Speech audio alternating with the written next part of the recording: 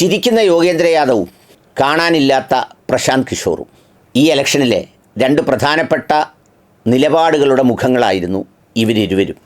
യോഗേന്ദ്ര യാദവ് ഒരു 10-20 വർഷങ്ങൾക്ക് മുമ്പ് തന്നെ ഈ സിഫോളജിയുമായി ബന്ധപ്പെട്ട പഠനങ്ങളിൽ നിന്നൊക്കെ മാറി നിന്നൊരാളാണ്. എന്നാൽ പ്രശാന്ത് കിഷോർ ആകട്ടെ എനിക്ക് തോന്നുന്നത് കഴിഞ്ഞ ബംഗാൾ തിരഞ്ഞെടുപ്പ് വരെ വളരെ സജീവമായി ഉണ്ടായിരുന്നു. ഇവർ രണ്ടുപേരും രണ്ട് പ്രധാന വാദങ്ങളുമായാണ് രംഗത്ത് വന്നത്. ഇവർക്കിടയിലുള്ള സമാനത എന്ന് പറയുന്നത് ഇവർ രണ്ടുപേരും ഏതെങ്കിലും തരത്തിലുള്ള ഏജൻസികൾ ഇപ്പോൾ നടത്തുന്നവരല്ല, അതിൻ്റെ ഭാഗവുമല്ല.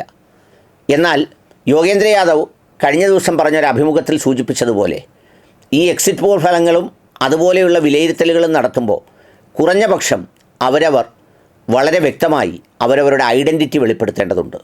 ഒന്നെങ്കിൽ ഞാൻ BJPക്ക് വേണ്ടി ഈ ഇലക്ഷനിൽ പ്രവർത്തിച്ചിട്ടുള്ള ഒരാളാണ് എന്ന് പറഞ്ഞുകൊണ്ട് തന്നെ അതിൻ്റെ യുക്തിസഹമായ അദ്ദേഹത്തിൻ്റെ വീക്ഷണങ്ങൾ അവതരിപ്പിച്ചാൽ അതിനൊരു യോഗ്യതയുണ്ട്. എന്നാൽ അത് മറച്ചു വെച്ചുകൊണ്ട് എന്താണ് എന്നുള്ളതൊന്നും പറയാതെ തന്നെ ഈ അവതരിപ്പിക്കുന്നത് അത്രമേൽ ശരിയായ കാര്യമല്ല. യോഗേന്ദ്ര യാദവ് വളരെ വ്യക്തമായി പറഞ്ഞിരുന്നു, ഞാനിപ്പോൾ ഒരു രാഷ്ട്രീയ സംഘടനയുടെ ഭാഗമാണ്, ഞാൻ ഒരു നിരീക്ഷകൻ മാത്രമാണ്, ഞാൻ പങ്കുവെക്കുന്നത് ഞാൻ തൊട്ടറിഞ്ഞ അനുഭവങ്ങൾ മാത്രമാണ്. അതുകൊണ്ട് തന്നെ എനിക്ക് പിഴയ്ക്കാനുള്ള എല്ലാ സാധ്യതയുമുണ്ട്. പക്ഷേ ആവർത്തിച്ച് അദ്ദേഹം പറഞ്ഞ ഒരു കാര്യം, this election has been already turned എന്നാണ്. ഉത്തർപ്രദേശിലെ തിരഞ്ഞെടുപ്പ് തുടങ്ങുന്നതിന് മുമ്പ് തന്നെ ഈ തിരഞ്ഞെടുപ്പ് വഴിമാറിയെന്ന് അദ്ദേഹം ആവർത്തിച്ച് പറയുന്നുണ്ടായിരുന്നു.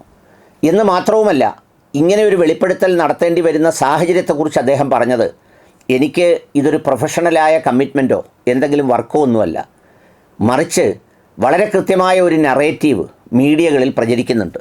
അത് BJPക്ക് 4 സൗ പാർ എന്നുള്ള ഒരു കഥയാണ്.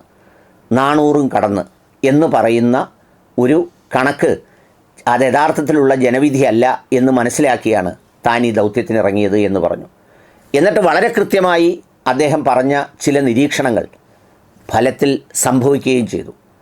UP 40ലേക്ക് BJP പോകുമെന്ന് പറഞ്ഞപ്പോൾ യഥാർത്ഥത്തിൽ എതിരാളികൾക്ക് പോലും വിശ്വസിക്കാൻ വൈമുഖ്യമായിരുന്നു. എങ്ങനെയാണ് UP 40ലേക്ക് പോവുക? എല്ലാ അർത്ഥത്തിലും യോഗിയുടെ ഭരണം വളരെ നിറഞ്ഞു നിൽക്കുന്നു എന്ന് മാത്രവുമല്ല, അവിടെ എതിരാളികൾക്ക് അത്രയും സംഘടിതമായ ഒരു സംവിധാനമോ ഒരു ശക്തിയോ ഒന്നുമില്ലാത്ത സ്ഥലം കൂടിയാണ്.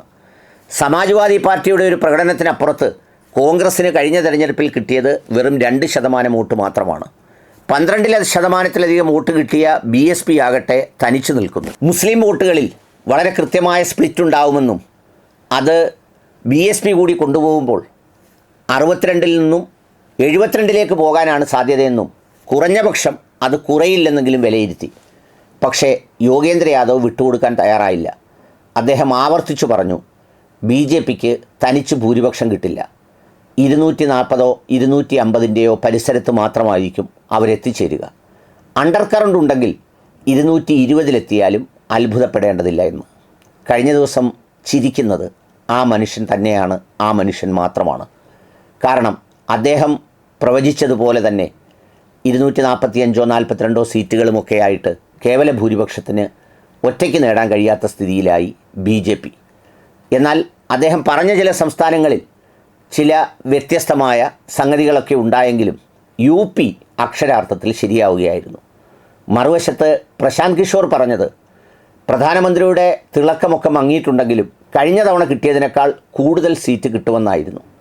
അതിനെ ചോദ്യം ചെയ്ത കരൺ താപ്പറിനോട് വളരെ കയർത്ത് സംസാരിച്ച അദ്ദേഹം വോട്ടെണ്ണുന്ന ദിവസം കുടിക്കാനായി ഒരു കുപ്പി വെള്ളം കൂടി കരുതിക്കോളാൻ ട്വിറ്ററിൽ എക്സ് പ്രൊഫൈലിൽ ട്വീറ്റ് ചെയ്യുകയുമുണ്ടായി.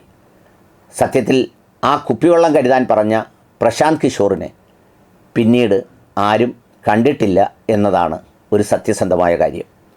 അതോടൊപ്പം തന്നെ മറ്റൊരു കാര്യം കൂടിയുള്ളത്, ഇതുമായി ബന്ധപ്പെട്ട് പലതരം നിരീക്ഷണങ്ങൾ നടത്തിയ പലരുമുണ്ട്. അവരൊക്കെ തന്നെയും അപ്രത്യക്ഷരാണ് താനും.